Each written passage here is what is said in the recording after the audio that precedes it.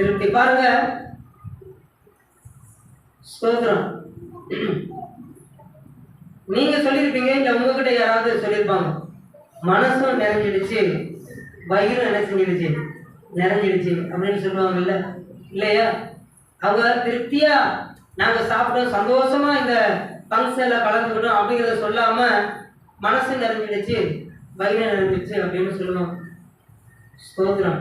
அப்ப திருப்தி யார் யாருக்கு வேண்டும் அப்படின்னா, ஆவிக்கு வேண்டும், ஆத்மாவுக்கு வேண்டும், சரீரத்துக்கு வேண்டும். இது மூன்றுக்கும் தேவையானது கிடைத்து விட்டது என்றால் அவர்கள் திருப்தியாக இருப்பார்கள். அப்படி இருக்கிறவர்களே தீமை அணுகாது. அப்படி இருக்கிறவர்களுக்கு ரட்சிப்பை தேவன் காண்பிப்பார். அல்லேலூயா. இப்ப யோசித்து பாருங்க, நீங்க மாமிசத்தை மட்டும் திருப்திப்படுத்துகிறீர்களா, ஆவியை திருப்திப்படுத்துகிறீர்களா, ஆத்மாவையும் திருப்திப்படுத்துகிறீர்களா?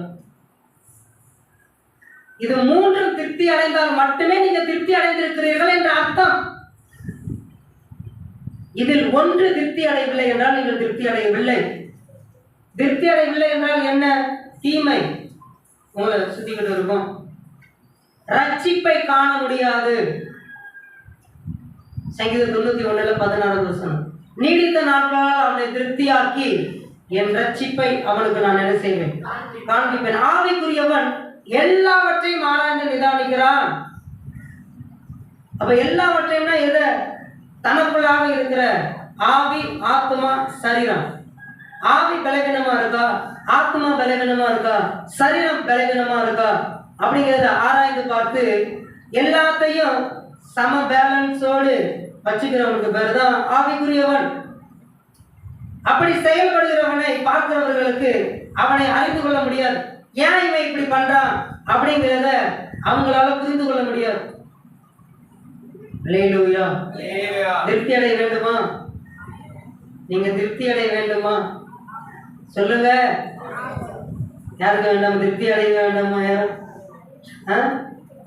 நான் மாமிசத்திற்காக போராடிக்கிட்டே இருக்கிறோம்.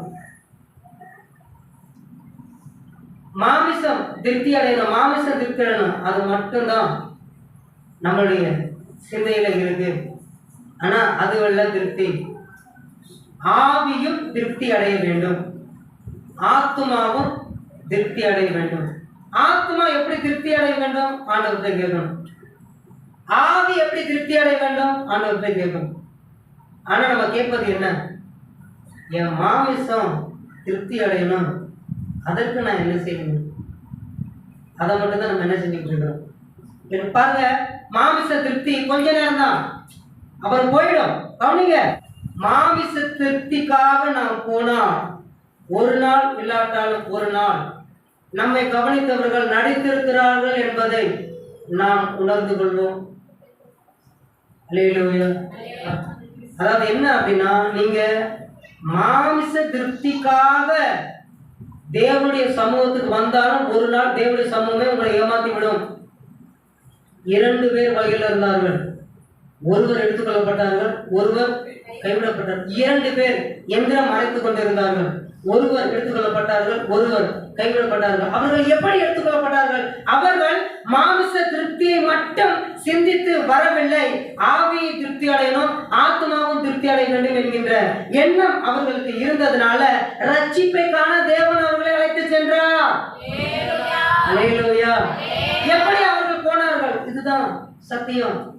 நாம் எப்பொழுதும் எந்த சூழ்நிலை சபைக்கு வரும்போது மட்டும் ஆவி திருப்தி அடையணும், நல்ல கரங்களை தட்டி அந்நிய பாஷை பேசுறது. ஆத்மா சத்தியம் வரும் பொழுது கண்ணீரோடு ஜெபிக்கிறது, தலையாடுறது. ஆமா, அல்லேலூயா, ஸ்தோத்திரம். சபையை விட்டு அங்கிட்டு போன உடனே ஒரே சிந்தனை, மாமிசம் மட்டும் திருப்தியாகணும், மாமிசம் மட்டும் திருப்தியாகணும். சரி, நான் தேவனுடைய சபையில தானே இருந்தேன். 2 பேர் எந்திரம் ஒரே இடத்துல தானே அறுத்துக்கிட்டு இருந்தாங்க. அப்போ ஒருவர் எடுத்துக்கொள்ளப்பட்டு இருக்கிறார்கள், ஒருவர் கைவிடப்பட்டிருக்கிறார்கள் என்றால் எடுத்துக்கொள்ளப்பட்டவருடைய சிந்தை எப்படி இருந்திருக்கும் அப்படின்னா, அவர்கள் அந்த நேரத்திலையும் என்னுடைய ஆவியும் திருப்தி அடையணும், என்னுடைய ஆத்மாவும் திருப்தி அடையணும் அப்படின்னு சொல்லிட்டு நினைச்சுக்கிட்டே இருந்திருப்பாங்க. ஆண்டவர் அவர்களை ரட்சிப்பை காண அழைத்து சென்றிருப்பார். அல்லேலூயா. நம்ம கொஞ்சம் நிதானித்து பார்க்கணும். இவ்வளவு நாட்களாக கொஞ்சம் கூட என்னுடைய ஆவியும் திருப்தி ஆகணும், என்னுடைய ஆத்மாவும் திருப்தி ஆகணும் நான் நினைச்சிருக்கிறேனா?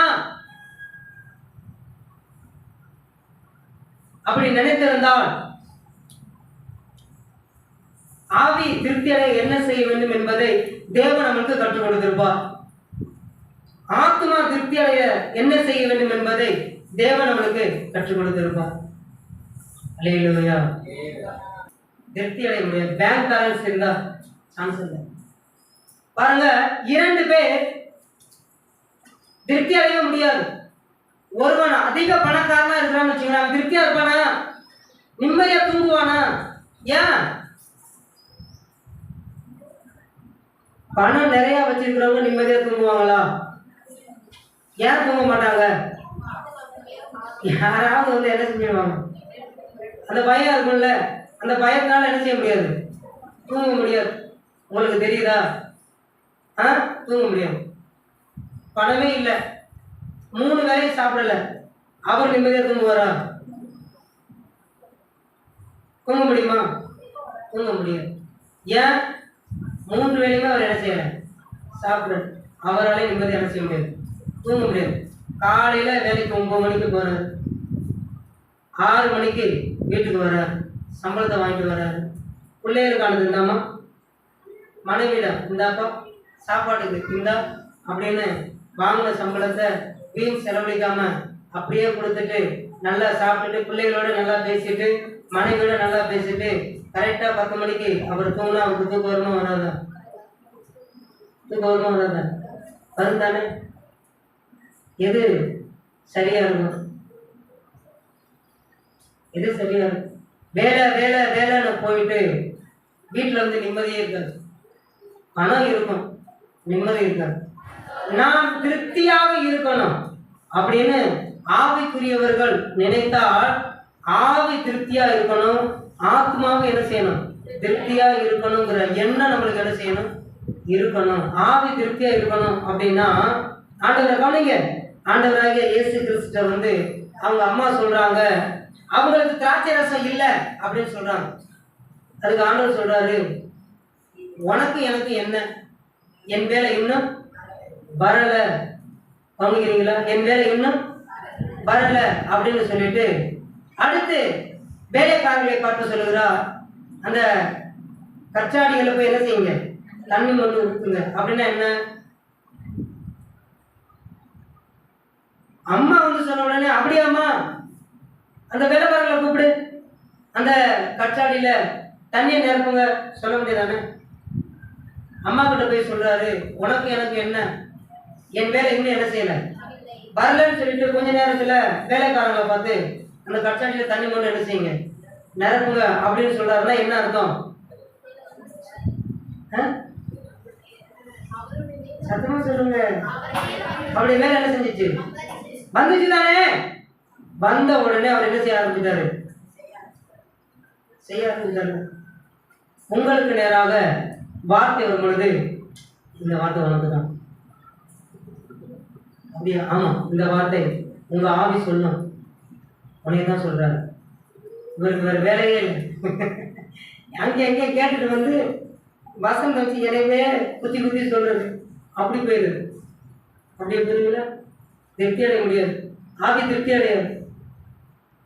கடந்த நாட்களில் இந்த சோர்வுன்னு சொன்னால, இந்த நேற்றைய தினத்தில் ஸ்டேட்டஸ் பார்த்தீங்கன்னா பசங்க வச்சிருந்தேன். நேற்றைய தினத்தில் யாருமே வாட்ஸ்அப் பார்க்குறது ரொம்ப நல்ல பிள்ளைங்க, செல்ல பேசுறதுக்கு மட்டும் யூஸ் பண்ணிட்டு அப்படியே வச்சுடுவீங்க. ஆமாம் தானே? ஆமாம் சொல்லுங்க. அப்படிதானே பண்ணுறீங்க? செல்ல யாராவது ஃபோன் பண்ணால் எடுத்துட்டு அப்படியே அங்கே வச்சுட்டு திரும்பி அந்த செல்லை என்ன செய்யறதே இல்லை, சொல்றதே இல்லை. அப்படிதானே இருக்கிறீங்க? ஏன்னா யாருமே ஒன்றும் சொல்லுவாங்க. அப்படிதானே இருக்கிறீங்க? எதையும் பார்க்கறது இல்லை. எங்கேயோ ஒருத்தவங்க அவன் பெங்களூர்ல இருந்து அந்த ஊழியக்காரர் தங்கச்சி அப்படி ஒரு சிம்பிள் கூட கை போன மாதிரி அதெல்லாம் போட்டு விடுவாங்க. எங்களுக்கு அவங்களுக்கு எப்படி அது பிரயோஜனமாச்சுன்னு தெரியல. சரி, ஸ்தோத்திரம். எனக்கு அது பேசின வார்த்தை எனக்கு அது பேச, வானத்தையும் பூமியையும் உண்டாக்கின கர்த்தரிடத்திலிருந்து எனக்கு ஒத்தாசை வரும் அப்படிங்கிற அந்த வார்த்தை காலையில எனக்கு பேசினதுனால நான் என்ன டிசைட் பண்ணிட்டேன்னா, யார் என்ன பிரச்சனை வந்தாலும் முதலில் என் நாவிலிருந்து பிறக்கிற ஒரு வார்த்தை, வானத்தையும் பூமியையும் உண்டாக்கின கர்த்தரிடத்திலிருந்து எனக்கு ஒத்தாசை வரும் அப்படின்னு நம்ம சொல்லணும் அப்படிங்கிற ஒரு தீர்மானம் நான் எடுத்தேன். அல்லேலூயா, அல்லேலூயா. மனுஷன் ஒத்தாசை எதுக்கு? மனுஷன் ஒத்தாசை எதுக்கு? எனக்கு ஒத்தாசை அவனது நினைச்சிட்டோம் வரட்டும். அந்த ஒரு உணர்வை அவர் என்ன செஞ்சாரு? அது எப்போதும் படிக்கிற சங்கீதம் 91, இது சங்கீதம் 121, சங்கீதம் 91, அதற்கு பிறகு நீதிமொழிகள் அந்த நாளுக்கான வசனம், அதற்கு பிறகு படிக்கிறது சங்கீதம் 121ல அந்த வசனம் வருது. எவ்வளோ நாள் நான் படிச்சிருக்கிறேன். இப்படிப்பட்ட ஒரு மன குழப்பத்துல இருக்கும் பொழுது இந்த வசனம் என்னோடு கூட பேசுகிறது. இதுதான் உனக்கான வசனம் அப்படின்னு. அல்லேலூயா. அப்போ இங்கே இருக்கும் பொழுதோ, பைபிள் படிக்கும் பொழுதோ, உங்களுக்கான வசனம் வரும் பொழுது உங்க ஆவி உங்ககிட்ட சொல்லும், இதுதான் உனக்கான வசனம். அப்படியா, இந்த வசனத்துக்கு நான் அப்படியே கீழ்ப்படிய வேண்டும் என்ற உணர்வு உங்களுக்கு வந்தது என்றால் நீங்க உங்க ஆவிய திருப்திப்படுத்திட்டீங்கன்னு அர்த்தம். அல்லேலூயா. சிலர் உணர்வடைந்து விடுவார்கள், ஆனா செயல்படுத்த மாட்டாங்க. வேலை வந்தது என்பதை அறிந்த தேவன் அந்த வேலைக்காரர்களை பார்த்து சொல்லுகிறார், அந்த கச்சடியில தண்ணி போய் முன்ன என்ன செய்யுங்க, ஊத்துங்க, நிரப்புங்க. பிறகு என்ன சொல்லுகிறார்? அதை எடுத்து பந்தி விசாரிப்பு காரணத்தில் போய் என்ன செய், கொடு. நிறைய பேர் சொல்லுவாங்க, கர்த்தர் என்னோட பேசினா, கர்த்தர் என்னோட பேசினா, கர்த்தர் என்கிட்ட தான் பேசினா, ஆனா கிரியை பார்க்க முடியாது. கனி கேட்ட வார்த்தைக்கு ஏற்ற விதத்துல வாழ்க்கை இல்ல. அப்போ என்ன ஆயிடுச்சு? அவங்க ஆவி திருப்தியா இல்லை. அல்லேலூயா. அடுத்தது ஆத்துமா திருப்தியா இருக்கணும். ஆத்துமா என்ன செய்யணும்? திருப்தியா இருக்கணும். எப்பொழுது ஒருவர் ஆவியை திருப்திப்படுத்துகிறாரோ